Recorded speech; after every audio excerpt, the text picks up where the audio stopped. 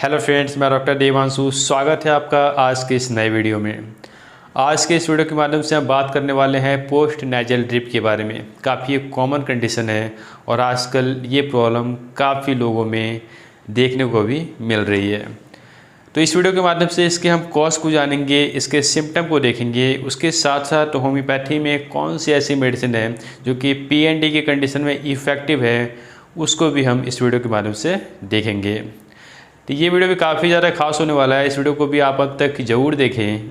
अगर आपने अभी तक इस चैनल को सब्सक्राइब नहीं किया है, इस चैनल को प्लीज़ सब्सक्राइब कर लें और बेल आइकन क्लिक करना ना भूलें, ताकि मैं जो भी इस तरह के नॉलेजफुल वीडियो बनाता हूँ उसकी नोटिफिकेशन आपके पास आते रहे। तो चलिए इस वीडियो को स्टार्ट करते हैं। हमारे बॉडी के कुछ ऐसे पार्ट हैं जैसे कि हमारा नोज़ और हमारा थ्रोट एरिया, हमारा गला, ये इन्फेक्शन के प्रभाव में काफ़ी जल्दी आता है। उसका सबसे बड़ा रीज़न है कि कोई भी इन्फेक्शन अगर ईयर के माध्यम से भी एंट्री करता है तो हमारे नाक के माध्यम से, हमारे मुंह के माध्यम से ही अंदर जाता है। जैसे कि आपने कोविड में भी देखा, कोविड का जो उस वायरस का जो स्पाइक प्रोटीन था वो नोज़ के माध्यम से एंटर करके और यहाँ पे अपने प्रोडक्शन को बढ़ा रहा था। इसलिए आपको बोला गया कि आप मास्क लगाइए ताकि ये इंटर ही नहीं करे, और इंटर नहीं करेगा तो प्रोडक्शन ही नहीं कर पाएगा। बट सबसे ज़्यादा ससेप्टेबल एरिया होता है ये नोज और आपके थ्रोट में कुछ म्यूकस का सिक्रेशन होता है और साइनस भी होते हैं, उसके द्वारा कुछ म्यूकस का सिक्रेशन होता है। वो म्यूकस करते क्या है कि कोई भी अगर एयर के माध्यम से इन्फेक्शन जाता है तो वो उसको डिस्ट्रॉय करने का काम करता है, उसको वो नष्ट करने का काम करता है, या अगर इन्फेक्शन गया है तो उसको फिल्टर करके उसको बाहर निकालने का काम करता है। ये सबसे इम्पोर्टेंट फंक्शन है वहाँ के म्यूकस का। और एक और सबसे इम्पोर्टेंट फंक्शन है, उसको ड्राई होने से बचाता है। इस पार्ट को ड्राइनेस से भी बचाने का काम करता है म्यूकस।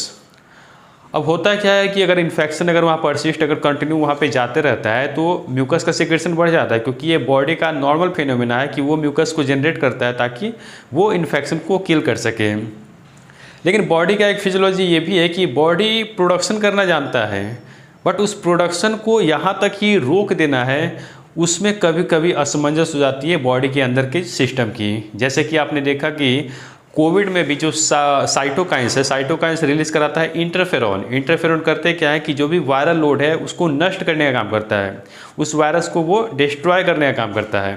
बट उसको ये नहीं पता कि मैं इतना रिलीज़ करके छोड़ दूंगा तो काम हो जाएगा। यही अगर ओवर प्रोडक्शन होने लगता है तो आपने देखा कि डिफरेंट ऑर्गन को भी प्रभावित कर देता है। कोविड के केसेस में बहुत सारे पेशेंट के डिफरेंट ऑर्गन भी प्रभावित हो जाते हैं। उसका कहीं ना कहीं कारण एक साइटोकाइंस और उसका जो एजेंट है इंटरफेरोन है।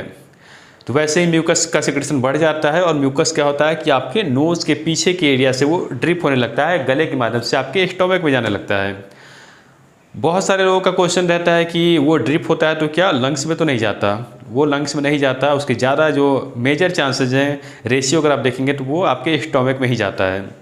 इसलिए इसका नाम ही है पोस्ट नेजल ड्रिप, यानी कि नाक के पीछे की एरिया से वहाँ पे एक ड्रिप हो रहा है, म्यूकस वहाँ पे नीचे जा रहा है। ये म्यूकस ड्रिप होने की ये जो सिस्टम है ये नॉर्मली चलते रहता है। वो जो म्यूकस है हमारे सलाइवा के साथ मिक्स होके वो नॉर्मली बॉडी के अंदर जाता है। बट यही प्रोडक्शन ज़्यादा हो जाता है तो हम उसको नोटिस करने लगते हैं, हमें हमारे वो समझ में आने लगता है, हम उससे इरिटेट होने लगते हैं। अब हम बात करते हैं सिम्टम, लक्षण क्या क्या देखने को मिलेंगे। सबसे जो पहला ही लक्षण है कि बार बार पेशेंट अपने गले को साफ़ करेगा, बार बार खड़ास करते रहेगा और उसके साथ इंक्लाइन करने की आदत, ऐसे करके बार बार निगलने की कोशिश करता है, इंक्लाइनेशन टू सॉलो।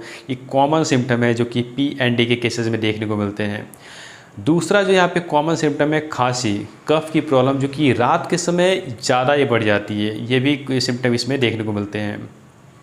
तीसरा जो काफ़ी कॉमन सिम्टम है नोजिया, मिचली आती है। और मिचली का जो सबसे बड़ा कारण है कि ज़्यादा अगर म्यूकस स्टोमक में जाता है तो स्टोमक भी फॉरेन सब्सटेंस को वो क्यों रखेगा, वो उसको निकालने के लिए, क्योंकि वही बॉडी का एक फिजियोलॉजी है, वो उसको निकालने के लिए प्रयास करता है। इसलिए पेशेंट को काफ़ी नोजिएटिक फीलिंग आती है। ये भी एक काफ़ी कॉमन सिम्टम है पीएनडी के केसेस में। इसके अलावा जो यहाँ पे सिम्टम देखने को मिलते हैं, गले में दर्द, ये भी काफ़ी कॉमनली देखने को मिलता है। और बैड ब्रेथ, यानी कि उनकी जो सांसें होती हैं, मुंह का जो स्मेल होता है वो काफ़ी ज़्यादा ऑर्डरनेस, उसमें से स्मेल आती है, काफ़ी ज़्यादा महक आती है, क्योंकि इन्फेक्शन परसिस्ट कर रहा है और इसके कारण वहाँ पे स्मेल आने लगती है। तो ये काफ़ी एक कॉमन सिम्टम जो कि पीएनडी की कंडीशन में देखने को मिलते हैं। जब बात आती है कॉज की, तो सबसे जो मेजर कॉज है एलर्जी। एलर्जी के कारण पीएनडी की समस्या काफ़ी ज़्यादा देखने को मिलती है। दूसरा यहाँ पे मेजर कॉज है डेविएटेड नेजल सेप्टम। डेविएशन यानी कि सेप्टम अगर डेविएट होता है, अगर किसी एक साइड अगर वो डेविएट हो जाता है तो क्या करता है, वो एक पार्ट को वो नैरो कर देता है, जिससे क्या होता है कि म्यूकस का जो नॉर्मल फ्लो होना चाहिए था वो फ्लो नहीं होता, इसलिए वहाँ पे सिक्रीशन बढ़ने लगता है। तो डेविएशन भी एक काफ़ी एक कॉमन ये इसका कॉज है जो कि पीएनडी को यहाँ पे डेवलप कराता है। तीसरा जो सबसे जो इम्पोर्टेंट कॉज है वेदर चेंज। वेदर चेंज के कारण भी ये प्रॉब्लम काफ़ी कॉमनली देखने को मिलती है। फोर्थ कॉज है वायरल इन्फेक्शन। अगर वायरस अगर आपके इस माध्यम से इंटर करता है तो वो बॉडी का रिस्पॉन्स है कि वो उसको हटाने के लिए प्रयास करेगा, तो इसलिए उस समय भी ये इसका सिक्रीशन बढ़ जाता है, म्यूकस का वहाँ प्रोडक्शन ज़्यादा बढ़ जाता है। आपने देखा होगा कि जैसे अभी भारत बायोटेक एक वैक्सीन पे जो वर्क कर रही है, नेजल स्प्रे जो वैक्सीन बनाई है, उसमें नाक में ही आपको वो उसके कुछ बूंद आपको रख दिए जाएंगे, क्योंकि ये जो एरिया होता है नेजल पार्ट होता है, यहाँ पे इम्यूनिटी जो होती है आपकी बॉडी का इम्यून सिस्टम काफ़ी ज़्यादा एक्टिव रहता है। इसलिए इस तरह की वैक्सीन बनाने से एक फ़ायदा होगा कि अगर यहाँ पे अगर इंट्रेंस पे ही उस वायरस को अगर हटा दिया जाए, उसको किल कर दिया जाए, तो फर्दर वो प्रोडक्शन कर ही नहीं पाएगा। तो इस तरह के भी वैक्सीन को बनाने की जो प्रोसेस है वो शुरू हो चुका है। तो ये था एक वायरल इन्फेक्शन। नेक्स्ट कॉज की जब बात करें तो कोल्ड अगर एटमॉस्फेयर हो, कोल्ड का अगर हम ज़्यादा अगर कोल्ड का इंटेक कर लेते हैं या कुछ ठंडा खा लेते हैं तो उस समय भी ये प्रॉब्लम होने के चांसेस ज़्यादा बढ़ जाते हैं। नेक्स्ट जो कॉज है साइनोसाइटिस। अगर साइनस में किसी तरह का इन्फेक्शन डेवलप होने के कारण वहाँ इन्फ्लामेशन होता है तो वो भी म्यूकस को ज़्यादा प्रोडक्ट करता है, प्रोडक्शन उसका बढ़ जाता है, तब भी ये आपको ये सिम्टम देखने को मिलते हैं। नेक्स्ट यहाँ पे कॉज है स्पाइसी फूड। स्पाइसी फूड खाने के कारण भी, जब भी आप स्पाइसी फूड खाते हैं आपने देखा होगा कि सारा म्यूकस का जो लेयर है वो एक्टिवेट हो जाता है, उसकी सिक्रीशन बढ़ जाती है। तो अगर कंटिन्यू इसका सेवन करते हैं तो पीएनडी के होने के चांसेस बढ़ जाते हैं। कुछ एलोपैथिक ड्रग का जिक्र है, जैसे कि जो बर्थ कंट्रोल की मेडिसिन है या जो ब्लड प्रेशर की मेडिसिन है, इन मेडिसिन के कारण भी ये प्रॉब्लम होने के चांसेस बढ़ जाते हैं। अब बात करते हैं homeopathic point of view. Homeopathic point of view से जब इसके आप कॉमन सिम्टम को जब आप रूब्रिक में कन्वर्ट करेंगे तो सबसे जो पहला रूब्रिक यहाँ पे आता है, इसकी मैं पिक्चर यहाँ पे लगा दूंगा। Nose discharge, general dripping post nasal. Nose में डिस्चार्ज हो रहा है पोस्ट नेजल, वहाँ से जो ड्रिप की कंडीशन डेवलप हो रही है उससे रिलेटेड ये रूब्रिक है, यानी कि एक तरह से डिजीज से रिलेटेड ये डायरेक्ट एक रूब्रिक है। दूसरा यहाँ पे जो रूब्रिक है, थ्रोट में हॉक डिस्पोजिशन टू। हॉक मतलब बार बार गले को साफ करने की जो आदत होती है, बोलते हैं ना ऐसे करने की जो आदत होती है, ये रूब्रिक उससे रिलेट करता है। थ्रोट में एक और हॉक से रिलेटेड सिम्टम है, थ्रोट में hawk disposition to morning mucus from thick post nasal, यानी कि एक तरह एक मोडालिटीज़ को रिलेट किया गया है कि अगर सुबह के टाइम में इस तरह का अगर डिस्पोजिशन इस तरह की अगर डिस्पोजिशन अगर डेवलप हो रही है, म्यूकस वहाँ पे पोस्ट नेजल में ड्रिप हो रहा है, तो वहाँ पे इस रूब्रिक को हम कोरिलेट कर सकते हैं। फोर्थ जो रूब्रिक है, throat foreign body sensation of. गले में ऐसा लगता है कुछ बाहरी जो फॉरेन पार्टिकल यहाँ पे अटका हुआ है, उसको बार बार हम खड़ास करके निकालने की कोशिश करते हैं। ये कुछ कॉमन सिम्टम के अनुसार रूब्रिक है। इसके अलावा जब सिलेक्शन की बात आती है तो यहाँ पे कुछ मोडालिटीज़ जो सबसे इम्पोर्टेंट फैक्टर है पीएनडी के केसेस में, यानी कि सुबह प्रॉब्लम होती है, शाम में होती है, सोने से बढ़ता है या चलने से बढ़ता है, इस तरह की कुछ मोडालिटीज अगर फैक्टर मिल जाते हैं तो मेडिसिन के सिलेक्शन में काफ़ी आसानी हो जाती है। और उसके साथ साथ डिजायर एवर्सन भी काफ़ी ज़्यादा इंपॉर्टेंट रोल प्ले करता है इस मेडिसिन को सेलेक्ट करने में। और उसके अलावा एक थर्मल भी एक अच्छा फैक्टर है जिसके माध्यम से हम मेडिसिन को आसानी से यहाँ पे सेलेक्ट कर सकते हैं। इस रूब्रिक के आधार पे जो यहाँ पे मेडिसिन आती है, Kali Bai lachesis belladonna hydrastis, ये कुछ कॉमन यहाँ पे मेडिसिन का जिक्र है जो इस रूब्रिक से, कॉमन सिम्टम के रूब्रिक से रिलेट करती है। बट आप जानते हैं कि होम्योपैथी में कॉमन सिम्टम के आधार पे प्रिस्क्रिप्शन करना किसी भी एंगल से सही नहीं है। बट यहाँ पे कैरेक्टरिस्टिक, यानी कि होम्योपैथी सिम्टम ढूंढने की बात होती है, कुछ कैरेक्टरिस्टिक कुछ पिक्यूलियर ढूंढने की बात होती है, तब जाके पेशेंट को यहाँ पे उसमें फ़ायदा होता है। बट कुछ मेडिसिन जैसे कि यहाँ पे जो आई है हाइड्रास्टिस, जिसका मैं कुछ विश्लेषण करूँगा। हाइड्रास्टिस में मेनली साइनोसाइटिस की प्रॉब्लम काफ़ी कॉमनली देखने को मिलती है, साइनस में इन्फ्लामेशन किसी भी इन्फेक्शन के कारण। और हाइड्रास्टिस का जो डिस्चार्ज होता है वो एक तो ठीक होता है और टीनेसियस, यानी कि उस पार्ट पे चिपका रहता है, और जब आप वो डिस्चार्ज बाहर निकलता है तो वो एक लंबा धागा की तरह उस तरह का वो आकार बनाता है। तो इस तरह के डिस्चार्ज में अगर पोस्ट नैरिस से हो रहा है, कि पोस्टीरियर पार्ट से हो रहा हो, तो उसमें हम इस मेडिसिन को सोच सकते हैं। और बच्चों में भी ये देखा गया है कि अचानक बच्चे सोए हुए रहते हैं और अचानक उठ जाते हैं, तो वहाँ पे फर्दर डायग्नोसिस में ये समझ में आता है कि उनमें भी पोस्ट नेजल यानी कि वहाँ पे उनके ड्रिप होता है, वो म्यूकस वहाँ पे ड्रिप करता है, इसलिए वो हड़बड़ा के उड़ जाते हैं। तो ऐसे कंडीशन में इसको हम सोच सकते हैं। उसके अलावा ऑब्स्ट्रक्शन काफ़ी इंपॉर्टेंट फीचर है हाइड्रोस्टिस का। नाक लगता है एकदम बंद है और पेशेंट बार बार रुमाल से लेके हैंकी से उसको साफ़ करते रहता है। इस तरह के सिम्टम भी आपको हाइड्रोस्टिस में देखने को मिलते हैं। हाइड्रोस्टिस चिली ग्रुप की मेडिसिन है, यानी कि ठंडी प्रवृत्ति का पेशेंट होता है ये मेडिसिन।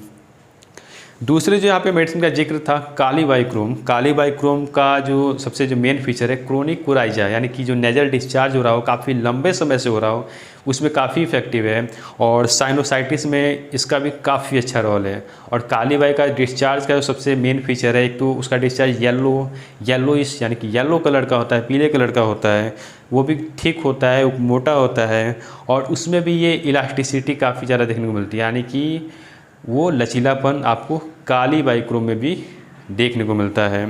उसके अलावा प्रेसिंग और बर्निंग पेन, यानी कि नाक के पीछे की एरिया में उसको प्रेसिंग और बर्निंग टाइप ऑफ पेन उसको डेवलप होता है कालीबाई के पेशेंट को। और सबसे जो एक और इसका मेन फीचर है, उसके नोज़ के अंदर काफ़ी हार्ड क्रस्ट बनने शुरू हो जाते हैं, क्रस्ट बनते हैं, और वो जो क्रस्ट जब भी डिटैच होते हैं, वहाँ से हटते हैं, तो उसके साथ उस पेशेंट को ब्लीडिंग होती है, वहाँ से ब्लड आता है। ये भी फीचर इसमें देखने को मिलता है। पोस्ट नेजल डिस्चार्ज करके यहाँ पे डायरेक्ट इस डिजीज से रिलेटेड ही बातें कही गई हैं, उसमें भी इफेक्टिव है। और एक और मेडिसिन का जिक्र है कोरेलियम रूब्रम का, यहाँ पे जिक्र है। पॉलिप में भी और नेजल वॉइस की कंडीशन में भी ये कालीबाई काफ़ी ज़्यादा इफेक्टिव है। कालीबाई भी एक चिली ग्रुप की मेडिसिन है, ठंडी प्रवृत्ति के पेशेंट होते हैं ये मेडिसिन वाले।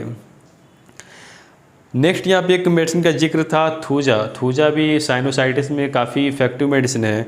और थूजा आप जानते हैं कि एक साइकोटिक ग्रुप की मेडिसिन है, तो अगर साइकोटिक डिस्पोजिशन पेशेंट में मिलता है तो उस बेस पे इसको हम और कुछ अलग फीचर मिलते हैं, तब इसका हम सिलेक्शन वहाँ पे कर पाते हैं। ड्राइनेस ऑफ नोज़, नाक काफ़ी सूखा रहना, और पीएनडी की समस्या, यहाँ भी इस डिजीज़ के नाम पे ही पीएनडी का यहाँ पे एडअप है। और नोज रनिंग ड्यूरिंग स्टूल, ये काफ़ी प्रोमिनेंट सिम्टम है। जब भी पेशेंट स्टूल के लिए जाता है तब उसको नो नेजल डिस्चार्ज होते हैं, ये काफ़ी इंपॉर्टेंट फीचर है। और इसके अलावा भी डिफरेंट फीचर जब मैच होते हैं, जैसे कि थूजा को प्याज खाना सबसे ज़्यादा पसंद होता है, ये कुछ फीचर जैसे इसका डिजायर है, इसके आधार पर सिलेक्शन की जाती है। और एक कैप्सिकम भी काफ़ी इंपॉर्टेंट मेडिसिन है, जिसका जिक्र मैंने पिछले वीडियो में किया था कि कैप्सिकम क्या होता है कि जब भी कैप्सिकम में एक जो उसका एल्कलॉइड है कैप्साइसिन, वो बॉडी में जाता है तो म्यूकस के सिक्रेशन को बढ़ा देता है। तो आप यहाँ देख रहे हैं कि यहाँ भी फीचर लगभग वैसा ही है कि यहाँ पे म्यूकस का सिक्रेशन ज़्यादा बढ़ जाता है।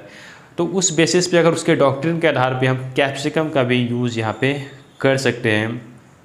इसके अलावा लास्ट वीडियो में मैंने जो मेडिसिन बताई थी इक्विलिप्टस मरल टिंचर, उसका भी पोस्ट नेजल ड्रिप की कंडीशन में काफ़ी है। गले में खड़ास होना, ड्रिप होना, म्यूकस का ज़्यादा सिक्रेशन होना, वो इक्विलिप्टस में भी काफ़ी देखने को मिलता है। और प्रैक्टिकल में भी इसके काफ़ी अच्छे रिजल्ट देखने को मिलते हैं इक्विलिप्टस मरल टिंचर के। ये कुछ मेडिसिन है और इसके आधार पे हम सिलेक्शन कर सकते हैं। और इसके अलावा भी बहुत सारी मेडिसिन है, जैसे कि टोटलिटी फॉर्म करने की, सिमिलम की, स्पेसिफिक मेडिसिन की जब बात आती है उसके लिए हमें पेशेंट की टोटलिटी के आधार पे एक सिमिलम वहाँ पे चुनना पड़ता है।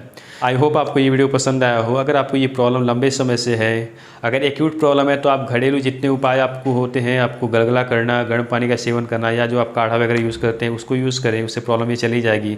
बट अगर ये प्रॉब्लम अगर लंबे समय से कॉन्स्टेंट बन रही है, आपको आप ज़्यादा इससे परेशान हो रहे हैं, तो आप एक नज़दीकी क्वालिफाइड डॉक्टर से ज़रूर मिले, क्योंकि इस तरह की प्रॉब्लम से रिलेटेड यहाँ पे काफ़ी अच्छी अच्छी मेडिसिन है जिससे आपकी प्रॉब्लम पूरी तरह क्योर हो जाएगी। तो मिलते हैं एक नए वीडियो में एक नए टॉपिक के साथ। तब तक के लिए बाय। अपना ध्यान रखें, अपने परिवार वालों का ध्यान रखें, खुश रहें, स्वस्थ रहें। जय हिंद, जय भारत, जय होम्योपैथ।